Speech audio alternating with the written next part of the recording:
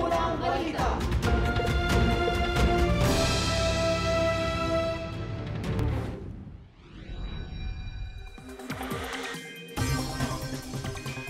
Mga kapuso, nananatili po ang tsansang maging super typhoon ang Bagyong Leon. Ayon sa pag-asa, maaaring mangyari po yan kapag pinakamalapit na po ang bagyo sa Batanes. Hindi pa rin inaalis ang posibilidad na maglandfall ito sa nasabing probinsya bukas ng umaga o sa tanghali. Dahil po dyan, nakataas ang tropical wind signal number 3 sa Batanes at eastern portion ng Babuyan Islands. Samantala, wind signal number 2 naman po sa nalabing bahagi ng Babuyan, buong mainland Cagayan, northern at eastern portion Isabela, Apayao, Kalinga, northern at eastern portion ng Abra, eastern portion ng Mountain Province at Ilocos Norte. Ang mga lugar na nasa ilalim ng wind signal number 3 at number 2 ay maghanda na po sa malalakas na ulan at hangin. Itinaas naman po ang wind signal number 1 sa nalabing bahagi ng Isabela, buong Quirino, Nueva Vizcaya, ilang bahagi ng Mountain Province, Ifugao, Benguet, buong Abra, Ilocos Sur, La Union at Pangasinan, maging na rin po sa Nueva Ecija, Aurora, northeastern portion ng Tarlac, northern portion ng Bulacan, northern portion ng Quezon Province, kasama po dyan ang Polillo Islands, ang Camarines Norte, northern portion ng Camarines Sur at northern at eastern portion ng Catanduanes. Mga kapuso, asahan na po ang malalakas na ulan na may pagbugso ng hangin sa mga susunod na oras. Nakataas po ngayon ang rainfall advisory sa ilang panig ng Occidental Mindoro, Antique, Aklan, Iloilo, Guimaras, Negros Occidental at Palawan. Tatagal po ang nasabing babala hanggang alas 8 ngayong umaga. Namataan po ang mata ng Typhoon Leon sa layong 395 km silangan po yan ng Calayan, Cagayan. Sa mga oras ito, mga kapuso, ay may lakas po yan ng 165 km per hour at pagbugso nga abot po sa 205 km per hour at kumikilos po yan pa west-northwest sa bilis na 15 km per hour. Paalala mga kapuso, stay safe and stay updated. Ako po si Anjo Pertiera. Know the weather before you go. Para mark safe lagi, mga kapuso.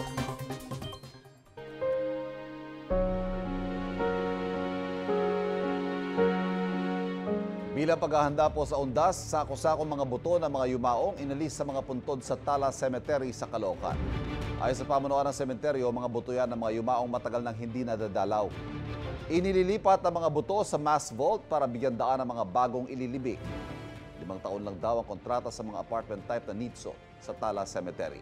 Pagkatapos, inililipat ang mga buto sa stone vault na pwedeng i-renew sa halagang 100 piso kada taon.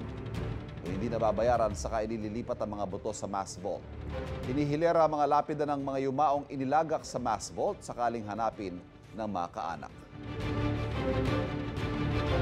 Para sa mga dadalaw sa kanilang mga yumaong mahal sa buhay, narito po ang schedule ng ilang sementeryo. Ang Manila North at South Cemetery, alas 5 ng umaga hanggang alas 7 ng gabi ang oras ng dalaw simula ngayong araw hanggang sa November 3. Sa Manila Memorial Park sa Parañaque naman, alas 6 ng umaga hanggang alas 6 ng gabi ang dalaw ngayong araw. 24 oras naman papayagan ang dalaw mula bukas hanggang November 2 sa Pasay City Cemetery. Mula 6 a.m. hanggang alas 12 ng hating gabi pwedeng dumalaw sa mga puntod. Alas 7 ng umaga hanggang alas 10 ng gabi naman ang schedule ng dalaw ngayong araw hanggang November 2 sa mga sementeryo sa Caloocan. Simula bukas hanggang November 1 ang dalaw sa libingang panglusod ng Muntinlupa ay mula alas 6 ng umaga hanggang alas 8 ng gabi. Simula alas 6 ng umaga din ang simula ng dalaw sa ilang sementeryo sa Malabon. Ngayon din po sa ilang sementeryo sa Pasig.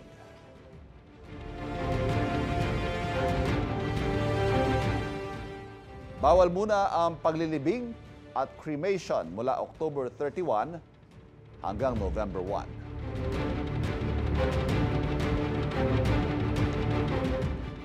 At mga kapuso, kuha po yan sa Manila North Port Terminal ngayong pasado alas 6 ng umaga, 6:07 in the morning.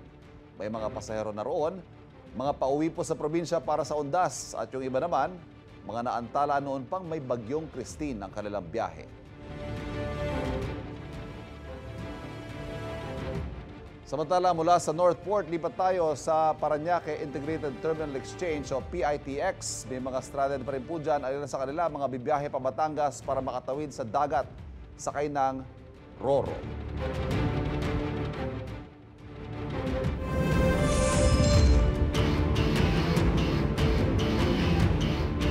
Arestado ang dating aktor na si John Wayne Sase dahil sa pagpatay umano sa kaibigan niya sa Pasig na ibinalita namin kahapon.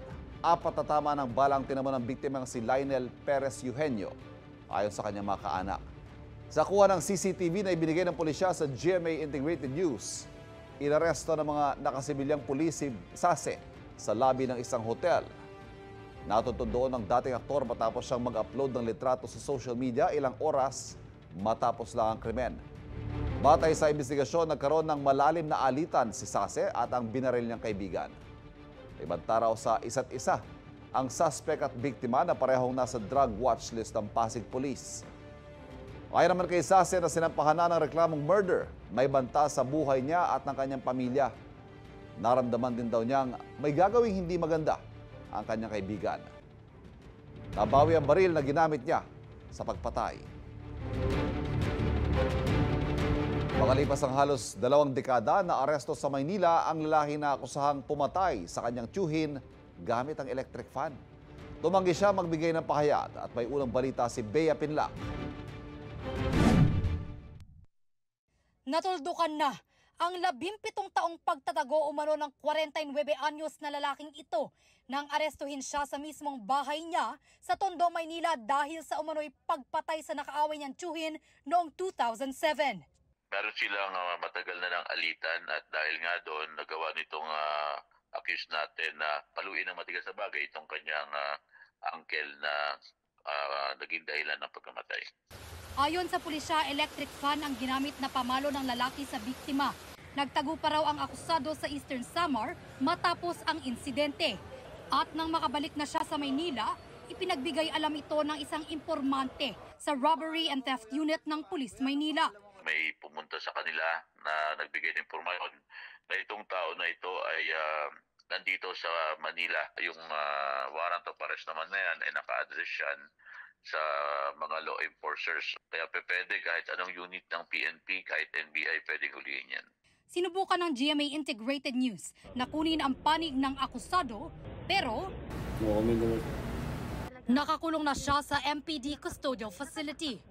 Ito ang unang balita. Bea Pinlac para sa GMA Integrated News.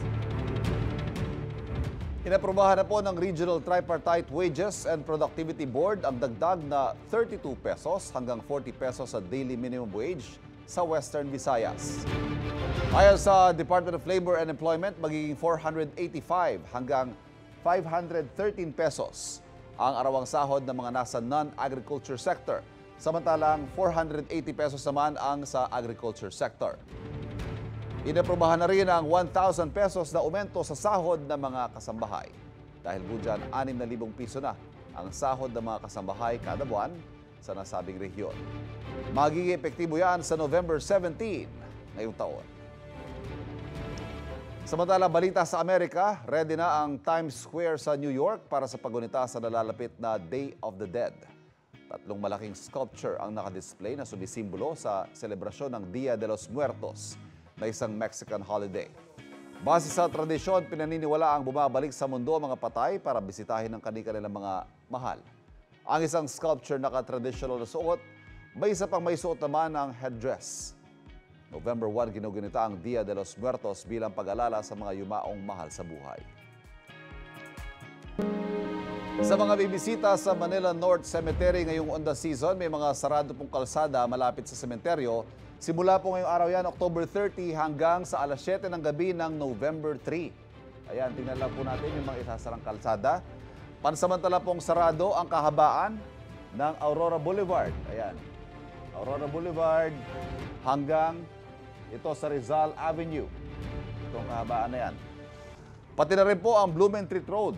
Yan, Blumentritt Road mula A. Bonifacio hanggang P. Guevara. Sarado po yan. Ang bahagi ng Retiro Street mula Dimasalang, ayan, Retiro, ito, mula Dimasalang hanggang sa Blumentritt Exit o Extension. Yan, sarado rin po ang kahabaan ng Dimasalang Road mula Makiling hanggang Blumentritt Road. Ito, yan. Marami po mga road closures. Ang P. Guevara Street mula Cavite hanggang Aurora Boulevard. Yan, sarado din po.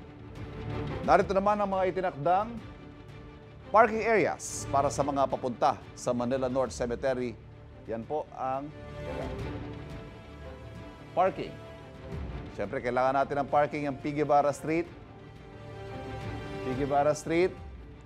F. Huertas, Oroquieta, at ang pwede rin mag-park sa Simon Street. Yan, Simon Street. Mula po yan, Dimasalang Road hanggang sa Blumentritt Street. Samantala, sa iba pang mga balita, bistado ang kasong rape na kinasangkutan umano ng isang lalaki sa Rizal noong 2011. Napagalaman nito ng mga otoridad habang nakikipag-areglong suspect sa isang nakaalitan niya sa inuman. Itinanggi na akusado ang krimen at may unang balita si EJ Gomez. Diretso sa kulungan ang lalaking ito matapos madakip ng mga pulis sa Barangay San Roque, Antipolo City pasado 1:00 ng hapon kahapon. Ayon sa pulisya, may nakaalitan sa inuman ng 30 anyos na lalaki noong nakaraang linggo. Bago pa man daw makapag-areglo ang dalawang panig, napag-alamang may kinakaharap palang arrest warrant ang lalaki dahil sa kasong rape. Na-search natin sa ating pong records na meron nga siyang rape na 5 counts. So, instead na mag-settlement, tumiming na ang mga pulis natin at tinambangan na siya dahil warrant of arrest po ito. Binasahan ng warrant of arrest at inaresto po sa salang rape. Taong 2011 daw nang maganap ang krimen sa Antipolo City. 17 anyos noon ang akusado na kinilalang si alias Dar. Ang biktima, nasa edad 13 anyos noon ayon sa pulisya. Pebrero 2012 nang ilabas ang arrest warrant laban kay Dar na isa raw sa 5 sangkot sa panggagahasa. Siya lang po ang nalabasan ng warrant of arrest kasi malamang siya ay hindi surrender or undergo ng CSWD sa social welfare natin. So 12 years na po siyang pinaghahanap ng batas. Ngayon lang siya magkakaroon ng closure kasi nahuli na siya. Gang rape ang reklamong isinampa sa kanila ng ina ng biktima. Pero giit ng akusado, walang katotohanan ang paratang. Ang paglalayas umano ng menor de edad na biktima ang ugat ng bintang sa kanila. Tumawag yung magulang, yung nanay sa amin.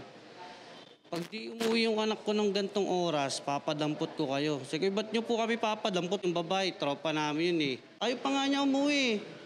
Kasi nga initindi niya, baka pag uwi na naman niya, bugbog na naman abutin niya. Kasi tuwing tatambay talaga siya sa amin, lagi siyang may pasa. Dagdag pa niya, nakapagbigay na rin daw ang kanilang panig na 50,000 pisong danyos sa pamilya ng biktima noong sampahan sila ng reklamo.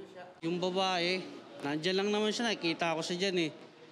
Umarap siya kasi alam naman talaga niya yung totoo. Ito ang unang balita. EJ Gomez para sa GMA Integrated News. Eksklusibong nakapanayam ng GMA Integrated News si UN Deputy Secretary General Amina Mohamed tungkol sa 17 Sustainable Development Goals o SDG. Bagamat isa ang Pilipinas sa mga bansang may pinakamababang SDG score, hindi raw imposible na maabot ng bansa ang mga target. Yan ang unang balita ni Pia Arcangel. Taong 2015, inilatag ng United Nations ang 17 Sustainable Development Goals o SDG. Kabilang dito ang zero hunger, gender equality, quality education, climate protection at iba pa. Ang Pilipinas, pang-72 sa 167 bansa pagdating sa SDG score, isa sa pinakamababa sa ASEAN. Sa eksklusibong panayam ng GMA Integrated News kay UN Deputy Secretary General Amina Mohamed na nasa Pilipinas para sa International Conference on Women, Peace and Security, sinabi niyang hindi nag-iisa Pilipinas sa hirap na maabot ang SDG. Dahil daw ito sa COVID pandemic at ang iba pang factor tulad ng climate crisis at gera sa Ukraine. The world is not doing well. It's not just the Philippines. We have a terrible score of 17% of the SDGs globally. What has really constrained countries for not achieving the SDGs has been the international finance. I see the potential for the Philippines to do much better, but it needs also the support of the international community. Naniniwala si Mohamed na hindi imposible maabot ng Pilipinas ang SDGs. I'm very optimistic that you will go far. There are a number of challenges that you have ahead. Reforms have to be owned and they have to be consolidated upon. It's important that we look at all the communities. Ngayong taon, ipinagdiriwang ang ika-79 na anibersaryo ng pagkakatatag sa UN. Bagamat marami pa rin ang nagtitiwala sa kakayahan at kapasidad nito, May mga bansang kumukwestiyon sa pagiging epektibo nito. Pero para sa UN, nananatili ang kahalagahan ng kanilang organisasyon. Multilateralism still works and is still very important to our global family, being able to have a voice for their concerns, for the opportunities, for the challenges, a space where there is a light on all issues. Without us having that space to continue to try to do that, it would be much worse. Ito ang unang balita. Pia Arcangel para sa GMA Integrated News. Nag-abot ng pakikiramay ang Embahada ng Kingdom of Saudi Arabia sa mga nasalanta ng Bagyong Christine. Umaasa raw ang Saudi Arabian government na gumaling agad ang mga nasaktan. Una na nagbigay ng $1.5 million so nasa 84 million pesos sa tulong Amerika para sa mga apektado ng bagyo. Tumulong din sa relief operations ng Singapore, Australia at Malaysia. Naghayag din ng kahandaang tumulong ang United Kingdom, Japan, Germany at China. Tinatayang mahigit 1 milyong pasahero ang dadagsa sa mga pantalan para makauwi sa kanilang mga probinsya para sa undas. Kumustahin natin ang sitwasyon sa Manila North Port Terminal sa unang balita live ni James Agustin. James!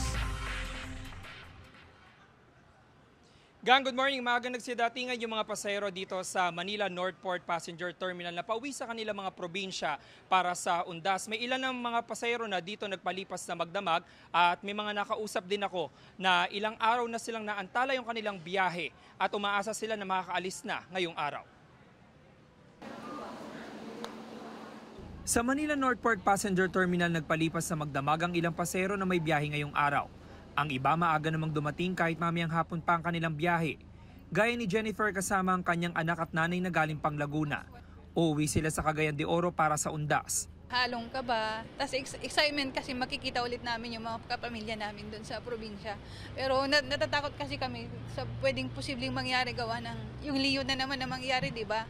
Pero pero nagpray na lang na sana maging okay para totally makauwi kami doon sa province.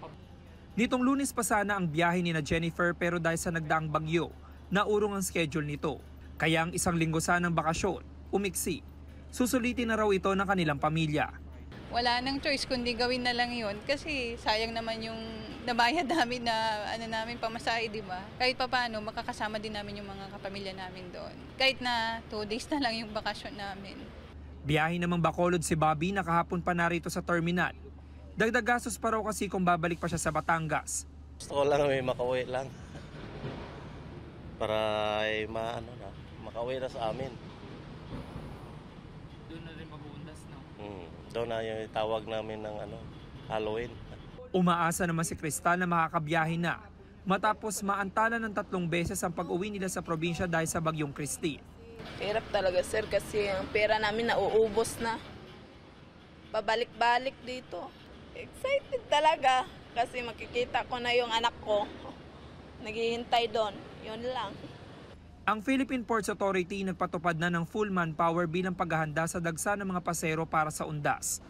Tinatayang 1.6 milyon na mga pasahero ang daragsa sa mga pantalan sa buong bansa pauwi sa kanilang mga probinsya.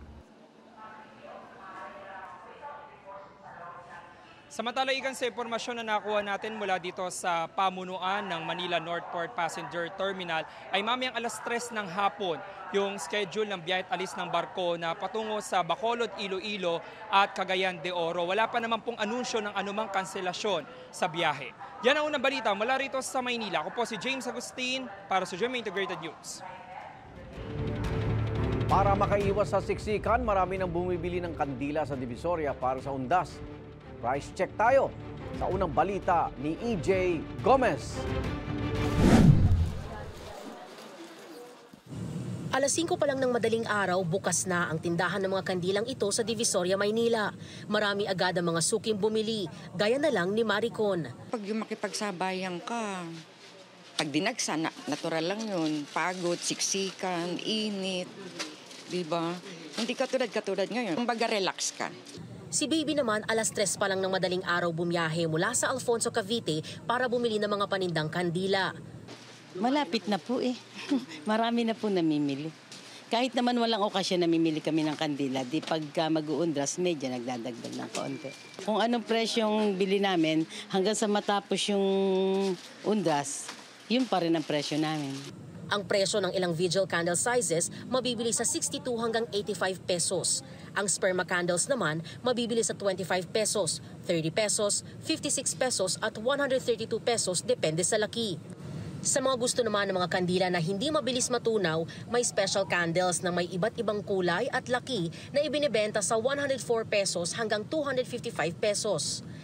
Habang ang mga kandila naman na nasa lagayan o yung may mga cover, nasa 100 pesos hanggang 125 pesos. Ayon sa mga nagtitinda, hindi magbabago ang kanilang presyo hanggang matapos ang undas ngayong taon. Ito ang unang balita. EJ Gomez para sa GMA Integrated News. Naka-alerto na ang mga taga Cagayan Province para sa Bagyong Leon. Ang ilang residente na nakauwi na, pinababalik sa evacuation centers. Live mula sa Tuguegarao City, unang balita si Jonathan Andal. Jonathan!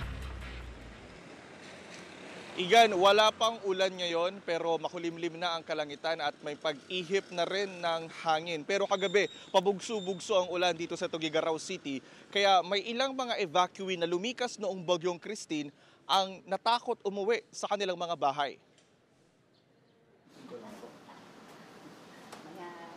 Nag-impake na si Nanay Edita para sana umuwi lalo't higit 1 linggo na siya sa evacuation center mula noong Bagyong Christine. Pero napaatras siya ng panibagong Bagyong Leon. Uwi na sana kami pero nung nakita ko yung sitwasyon na ang dilim ng ulap, kaya hindi na lang muna kami umalis kasi baka mahangin.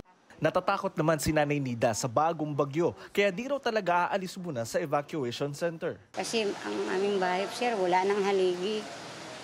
Nakatungkod na lang po. 9 na pamilya na lang ang nasa evacuation center ngayon ng Barangay Balzain East sa Tuguegarao City. Kahapon daw kasi nagsiuwian na ang nasa 70 pamilya. Pero dahil sa bagong bagyo, sinabihan na raw ni Mayor si Kapitan na pabalikin ang mga nagsiuwi ang evacuee. Ang gusto nila is pabalikin ulit dito. Mahirap naman yung mag-impake tapos babalik dito. So nahirap, pagod na rin sila. So ang ginagawa namin ngayon, pag alam namin na talagang mabilis yung paglaki ng tubig, sinasabihan namin sila na talagang preemptive evacuation ang gagawin namin. Sa bayan naman ng Santa Ana na nasa norte ng probinsya, nag-preemptive evacuation na para sa 25 pamilya. Sa bayan naman ng Alacapan, inihanda na ang mga rescue equipment. Habang sa bayan ng Lalo, nagpatupad na ng liquor ban. Sa Baggao, isang bangkay ng lolo ang natagpuan sa Parod River. 3 araw siyang nawala matapos mahulog sa ilog na mataas ang level dahil sa ulan ng Bagyong Christine. Igan, sa nakalipas lang na magdamag, dumami ng 4,000 yung mga evacuee dito sa Cagayan. Pinakamarami po ngayon na evacuee, nasa higit 2,000 ay nasa bayan ng Baggao. Sa mga oras na ito, dito sa Tuguegarao City, ay meron pa rin pong mga bahang lugar na inaasahang hindi huhupa kung patuloy na mag-uulan. Yan muna ang latest mula rito sa Tuguegarao City. Balik sa iyo, Igan.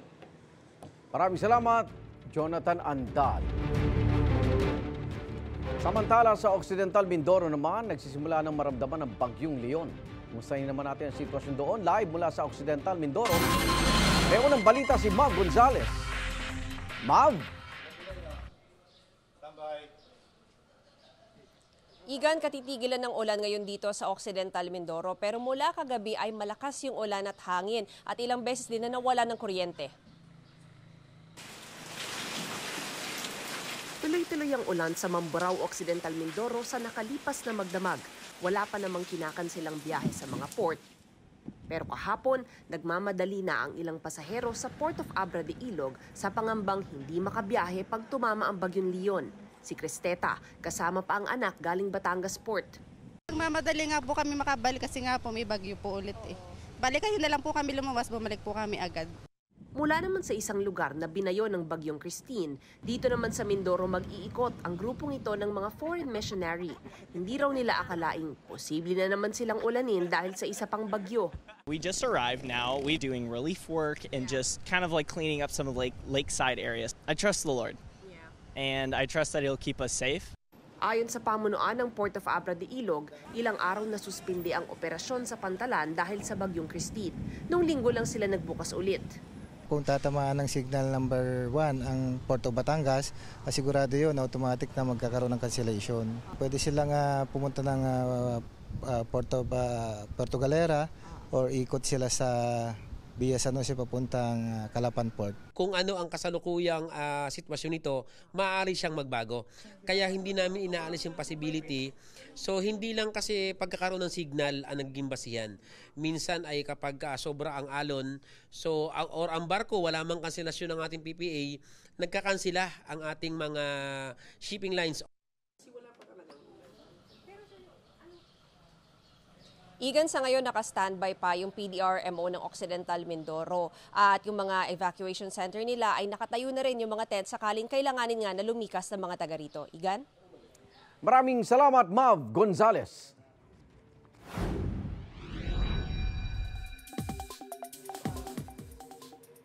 Mga kapuso, may banta po ngayon ng storm surge o daluyong dahil po yan sa Typhoon Leon. Ayon sa Pag-asa, posibleng magkaroon ng 2.1 hanggang 3 meters na taas ng tubig dagat na maaaring makaapekto sa ilang coastal areas ng Batanes at ng Cagayan. Kaya naman pinapayuhan po ang mga residente na iwasan muna ang anumang aktibidad sa laot hanggat maaari po lumikas at lumayo na sa mga beach areas. Magiging maalon naman po at delikado sa anumang sasakyang pandagat ang pumalaot sa mga dagat na sakop ng Ilocos Norte, ng Batanes, ng Babuyan Islands, Cagayan, Isabela, Quezon, Camarines Norte at maging sa Catanduanes. Ako po si Anjo Pertiera. Know the weather before you go. Para Mark Safe lagi, mga kapuso. Igan, marami pa ring lugar sa bansa ang walang pasok ngayong Miyerkules dahil sa pinsalang iniwan ng Bagyong Christine. Dadagdag din sa mga nag-anunsyo ng suspensyon ng klase ang mga lugar na naghahanda para sa Bagyong Leon. Ang kumpletong listahan, makikita po sa inyong mga screen. Tigil muna ang pagsusoli sa National Treasury ng pondo na hindi nagamit ng PhilHealth base sa utos ng Korte Suprema. Pero sakop lang yan yung natitirang pondo at hindi yung naunang 60 billion pesos na naisaoli. May unang balita si Salima Refran. Halos 70 bilyong piso. Ganyan kalaki ang pondong sinasabi na hindi nagamit ng PhilHealth. Kaya ang Department of Finance pinasasauli ito sa Bureau of Treasury sa bisa ng Department Circular 003-2024. Alinsunod daw ito sa General Appropriations Act for 2024 para mapondohan ang mga unprogrammed appropriations o yung proyektong aprobado na pero hindi pa tukoy kung saan kukunin ang pera. Masidi ang pagtutol dito ng ilang health reform at anti-corruption advocate at budget analyst. Pero giit ng Finance Department at PhilHealth, legal ang hakbang na ito. At mula noong Mayo, nakapaglipat na ang PhilHealth ng kabuang 60 billion pesos sa National Treasury. Ang mga tutol sa paglilipat sa Korte Suprema na dumulog. Naglabas ng Temporary Restraining Order o TRO ang Korte Suprema na nagpapatigil muna sa paglilipat ng gobyerno ng hindi pa nagamit na pondo ng PhilHealth papunta sa iba't ibang proyekto ng pamahalaan. Sakop nito ay yun na lang natitira na di pa naililipat. The TRO is effective immediately. The TRO is just really to prevent the further transfer of more funds from PhilHealth to the National Treasury. Hindi pa sakop ng TRO ang pagbabalik sa nailipat ng pondo, bagamat kasama ito sa hiling ng petitioners. Kabilang sa kanila ang grupong Isang Bayan, Bayan Muna, at grupo ng medical professionals at concerned citizens at sa Senate Minority Leader Coco Pimentel. Consolidated na o sabay-sabay ng diringgin ng Korte Suprema ang mga petisyon ng mga grupong kumwe-question sa constitutionality o pagkaayon sa saligang batas ng paglilipat ng unused PhilHealth funds. Nakatakda ang oral arguments para dito sa January 14, 2025. Binigyan ng Korte Suprema ng 10 araw para magkomento ang mga respondent, kabilang ang mga leader ng Finance Department, Kongreso at PhilHealth. Ayon sa PhilHealth, susundin nito ang desisyon ng mataas na hukuman. Nakatuon pa rin sila sa pagbibigay ng proteksyong pangkalusugan sa pamamagitan ng mas maayos sa mga benefit package at availment policy. Tatalima rin daw agad dito ang Finance Department ayon kay Secretary Ralph Recto. Pinaghahandaan na rin nila ang pagharap sa oral arguments para bigyang linaw ang mga issue. Ang Office of the Solicitor General naman na kumakatawan sa respondents, nire-respeto raw ang TRO ng Korte Suprema. Sa ngalan ng petitioner na Isang Bayan, nagpasalamat si retired Senior Associate Justice Antonio Carpio at sinabing pagligtas ito sa milyong-milyong pinakamahihirap na mga Pilipino na umaasa lamang sa PhilHealth. Ikinatawa rin ng Independent Health Reform Advocate na si Dr. Tony Liachon ang desisyon ng SC. Umaasa silang maibabalik ang nailipat ng pondo, oras na magdesisyon ang Korte Suprema. Ito ang unang balita sa Lima Refran para sa GMA Integrated News. Pinag-aaralan ng kampo na ilang biktima ng war on drugs kung pwedeng gamitin laban kay dating Pangulong Rodrigo Duterte ang mga sinabi niya sa pagdinig ng Senate Blue Ribbon Subcommittee nitong Martes. Ang House Quad Committee na nag-iimbestiga rin sa drug war, muling hinimok ang dating Pangulo na humarap din sa kanilang pagdinig. May unang balita si Sandra Aguinaldo. I can make the confession now if you want. Meron akong death squad, pero hindi yung mga pulis. Sila rin yung mga gangster. Ang sinabi ko, ganito, prangkahan tayo, encourage the criminals to fight. Encourage them to draw their guns. Ang mga pahayag na yan ni dating Pangulong Rodrigo Duterte sa pagdinig ng Senado, hindi raw pwedeng sabihing biro lang. Ayon kay Senate President Cheese Escudero, hindi na bago ang ilang sinabi ng dating Pangulo, pero ang pinagkaiba ngayon, lahat ng binitiwan niyang salita ay under oath, pinanumpaan. At sinabi niyang yan ay totoo sa abot ng kanyang nalalaman na pwedeng magamit kung sakasakali pabor o laban sa kanya. I think he is proud of the things he did and said. Hindi niya ikinakahiya yung kanyang ginawa at mga sinabi. Maliwanag yun sa kanyang statement. Pero pwede nga bang ipagharap ng kaso si Duterte batay sa mga sinabi niya sa Senado? Sabi ni Escudero, kasi sa dulo, kailangan mo pa rin na magrereklamo. Ang party in interest, ang pwede maging complainant ay pamilya ng biktima. Ang grupo ng mga kaanak ng drug war victims pag-uusapan ng posibleng legal na hakbang. Pero sana raw, tulungan sila ng gobyerno. Baka po pwedeng tingnan ng Department of Justice o ng mga NBI. Sila yung mas may poder para tingnan po ang mga kasong ito at balikan at maibigay yung katarungan sa mga pamilya ho na nag-aasam ng katarungan. Para naman kay Senador Coco Pimentel, chairman ng Senate Subcommittee na nagsasagawa ng pagdinig sa drug war, nais niyang mapag-aralan ng mga abogado sa loob at labas ng gobyerno ang mga sinabi ni Duterte habang under oath. Si Senadora Riza Ontiveros, nakasama sa hearing, umaasang pag-aaralan ng Department of Justice at ng mga investigador ng International Criminal Court ang mga sinabi ng dating Pangulo. Sa tingin ng isa sa mga abogado ng mga biktima ng war on drugs na dumulog sa ICC, admissible o pwedeng tanggapin ng ICC ang mga pahayag ni Duterte sa Senado. Dalawa lang naman ang tanong dyan, is it relevant? Is it material? Relevant o kadikit ba o may relasyon ba yan doon sa pinag-uusapan na investigasyon sa ICC? Yes, tungkol sa war on drugs ni Duterte. Material, importante ba yung iharap sa ICC? Yes, kasi ito na mismo yung mga sinasabi niya. Panawagan ni ACT Teachers Party List Representative Franz Castro, isumite ng Senado ang affidavit at recording ng pagdinig ng Senado sa ICC. Ang Quadcom sa Kamara, muling iginiit ang kanilang imbitasyon na humarap si dating Pangulong Duterte sa pagdinig nila. Nasa DOJ na raw ang bola para mag-imbestiga ukol sa mga pahayag niya sa Senado. These cases could include crimes against humanity as penalized under Republic Act No. 9851, the Philippine Act on Crimes Against International Humanitarian Law, genocide, and other crimes against humanity. That's the title of the Republic Act. And other criminal laws, not to mention the potential jurisdiction of the ICC. Pag hiniling po ng DOJ that we can turn over the documents, we will do it. Kung tatanungin ang ilang co-chairs ng Quadcom sa Kamara, mas pabor sila kung korte sa Pilipinas ang hawak sa kaso ni Duterte. Well, I have always been true to my statement since we started the EJK hearings that I'm not going to allow the ICC to get our documents for that. Parang mas maganda na domestically na lang siya ma-prosecute. Hindi ako pabor dyan sa ICC na ever since. Now, kung magpa-fail po ang DOJ on doing their job on this matter, then the more na ICC will take cognizance. So I think it's really up to the DOJ to do their work. Kinukuna namin ng pahayagan DOJ ukol dito. Ito ang unang balita. Sandra Aguinaldo para sa GMA Integrated News.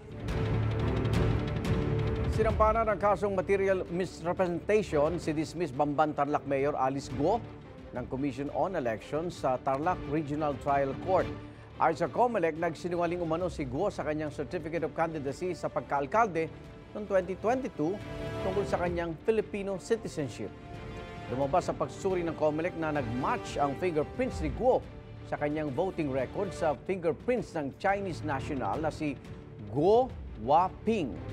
Ang isinumiting kontrasalaysay noong September 12, kinwestiyonan ng kampo ni Guo ang pagiging lehitimo ng fingerprint examination.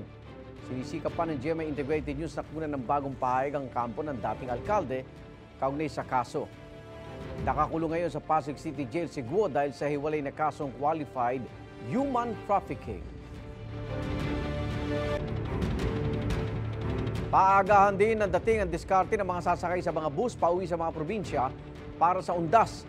Live mula sa Parañaque Integrated Terminal Exchange, may unang balita si Bam Alegre. Bam! Igan, good morning. Ilang araw na lang, undas na, kaya inaasahang marami ang bibiyahe sa kanilang mga probinsya para bisitahin ang kanilang mga namayapang mahal sa buhay. Dati na sinubukan ni Domen Castro at ng kanyang misis na umuwi sa Gapan, Nueva Ecija ng alanganing araw, yung mismong rush hour bago ang undas. Kaya ngayon di na sila magbabakasakali. Madaling araw pa lang, eto nasa loob na sila ng bus dito sa Parañaque Integrated Terminal Exchange. Mahirap po yung pagkamarami. Parang may mga dala pa.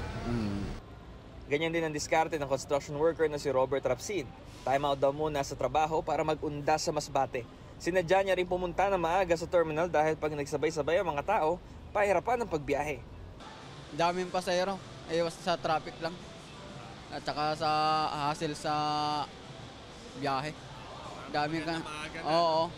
Handa ang PITX para sa dagsa ng mga pasahero, lalo at half day na lang ang pasok sa mga opisina ng gobyerno bukas, October 31.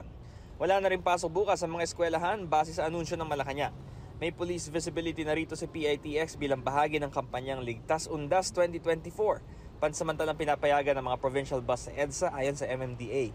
Ang mga bus na galing North Luzon pwedeng huminto sa kanilang mga terminal sa Cubao, Quezon City. Dito naman sa PITX at sa Pasay pwedeng huminto ang mga galing South Luzon hanggang November 4.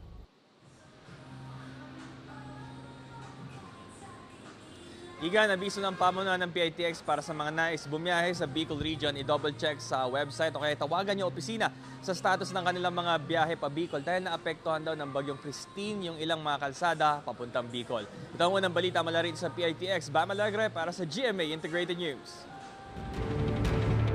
Binigyan din ang halaga ng paglahok ng mga babae sa usaping pangkapayapaan sa International Conference on Women, Peace and Security. Ayon kay United Nations Special Envoy to the Horn of Africa, Hannah Tete, makapagbigay ng mas malawak na pananaw sa epekto ng giyera ang mga babae dahil kabilang sila sa mga pinakaapektado kapag may gulo. Mas magiging lehitimo at epektibo raw ang peace process kung kasama sa usapan ang mga babae. Sa ngayon, nananatiling hamon yan dahil mga nagbabawal pa rin sa mga babae na makapag-aral at magkaroon ng boses sa lipunan, tulad ng grupong Taliban sa Afghanistan. Bukod sa isyu ng kapayapaan, tinalaki rin sa ICWPS ang pagsulong sa karapatan ng mga babae at gender equality. Kumustahin natin ang monitoring sa Bagyong Leon at ngayong umaga makakapalam natin live si Channel Dominguez, weather specialist mula sa Pag-asa. Magandang umaga po. Ms. Channel, magandang umaga po. Ay, magandang umaga po sa inyo at magandang umaga din po sa mga taga-subaybay po natin. Kumpara po noong umanak ang araw na nakakapasok lang po sa PAR, malawak na po itong kaulapang dala ni Bagyong Leon. Masasabi bang mas malawak po ito kumpara sa kaulapan ng Bagyong Christine? Yes po, kung maalala po natin, ito pong si Christine ay masyado pong malawak. Umabot po ng 700 kilometers po ang kanyang radius. Pero kung ikukumpara po natin dito kay Leon ngayon, ito po ay 680 kilometers naman po ang kanyang lawak. Kaya kung mas ikukumpara po natin, mas malawak pa rin po itong si Christine. Ano po kayo nakikita nating dahilan na mabilis na paglakas nito ni Bagyong Leon? Yes po, kung may alala po natin, kung ihahambing po natin siya kay Christine, si Christine po kasi nag-landfall po, nagkaroon na siya ng landfall scenario, kaya nagkaroon po siya ng interaction with kalupaan, kaya siya nagstay as severe tropical storm. Ito naman po kasing si Leon ay patuloy na bumabaybay sa karagatan at ngayon favorable conditions ng kanyang nasasakupan, kaya patuloy po siyang lumalakas din po. Channel, pwede bang pakipaliwanag sa amin kung ano itong rapid intensification ng isang bagyo? Yes po, ito pong rapid intensification po na tinatawag po natin is kapag bumilis po ang kanyang pag-upgrade ng susunod na category within the next 24 hours. Masasabi bang mararanasan po yan ngayon sa Bagyong Leon? Yes po, nararanasan din po natin yan dahil sa nakikita din po natin hindi pag-asa forecasting for typhoon. Nanatili po ba na mataas itong tsansa ng bagyo na maglandfall sa Batanes? At kailan po kaya ito maasahan? So nakikita po natin ang closest approach po niya ay tomorrow ng madaling araw or ng tanghali po dito sa Batanes. So ngayon po, nakikita po natin hindi natin inaalis ang landfall scenario dito sa may Batanes, pero asahan din po natin kahit hindi po ito magla-landfall dito sa Batanes, asahan po natin ang malakas na hangin at mga pag-ulan din po dahil po dito sa Bagyong si Leon. Ito naman po, para po sa undas dito sa darating na undas nga po sa weekend, ano pong inaasahan natin? Magiging maulan po ba? May malakas na hangin po ba? O combination ng dalawa? So kung para po sa Metro Manila, ay asahan po natin, makakaranas naman po tayo ng improving weather sa araw ng undas, pero asahan din po natin ang mga panandali ang ulan dulot ng mga localized thunderstorm. Pero para sa mga kababayan po natin, lalo na po dito sa may Northern Luzon, ay asahan pa rin po natin ang epekto nito ni Leon dahil po sa kanyang rain bands or trough ng kanyang or extension po niya. Maraming salamat. Magandang umaga po, Ms. Chelel Dominguez mula sa Pag-asa. Ingat po kayo. Dagdag class suspension po ngayong Biyerkules. Walang pasok ang kindergarten hanggang grade 12 sa lahat ng public at private school sa Baguio City. Gayun din sa Real, Infanta, General Nacar, Polillo, Patnanungan, Panukulan, Burdeos at Humalig sa Quezon Province. Pati sa Mauban, Alabat, Perez, Quezon, Calawag, Antimonan, Plaridel, Gumaca, Lopez, Ginayangan at Tagkawayan. Wala namang pasok ang lahat ng antas sa Aurora Province at Naga City sa Camarines Sur. Sa Albay, walang face-to-face classes ang lahat ng antas sa public at private school doon. Ang class suspension ay dahil pa rin sa pinsalang iniwan ng Bagyong Christine at bilang paghahanda sa Bagyong Leon. Sugatan ng mahigit 100 tao dahil sa pagsabog sa gitna ng isang religious festival sa India.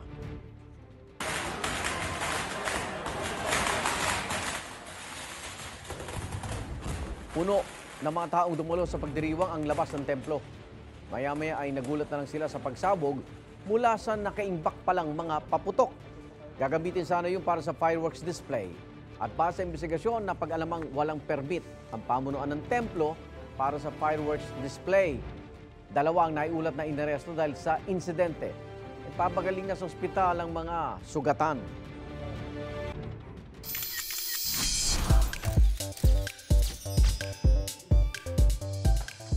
All set na ang Undas Plan, sina Lilet Matias, attorney at law, stars Joe Berry at E.A. Guzman. Pero bago yan, excited ang dalawa dahil sa mga exciting na nangyayari sa Hit Afternoon Prime series. Yan ang unang chika ni Lars Santiago. Hindi ako mamamati tao!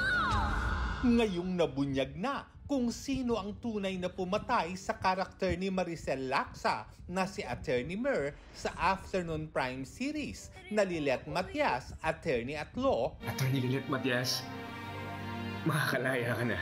Laya na rin si Lilet na unang idiniin sa kaso.